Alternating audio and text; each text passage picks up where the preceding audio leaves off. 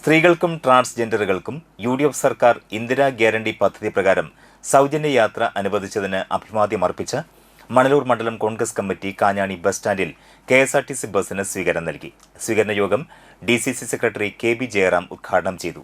മണ്ഡലം Congress president MP. Arun അധ്യക്ഷത വഹിച്ചു. ഡി.സി.സി സെക്രട്ടറിമാരായ കെ.കെ. ബാബു, ബി.ജി. അശോകൻ, കോൺഗ്രസ് നേതാക്കളായ K K. Prakashan, Robin Vadakkethala, Vasu Valanchery, Tony Athanikkal, Toly Vineesh, Beena Thomas, Sunitha Babu, Kavitha Ramachandran, Jincy Thomas, C N. Prabhakaran, Joseph Pallikkunnath, Sathyan Kalarikkal, Peethambaran Rarambath എന്നിവർ സംസാരിച്ചു.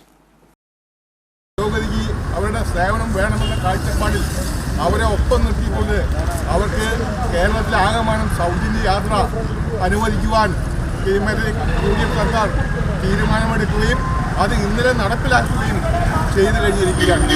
തീർച്ചയായും വമ്പിച്ച സ്ത്രീ മുന്നേറ്റത്തിന് വഴിയൊരുക്കുന്ന ഒരു തീരുമാനമാണ് കേരള സർക്കാരിൻ്റെ ഭാഗത്തു നിന്നും ഉണ്ടായിട്ടുള്ളത്.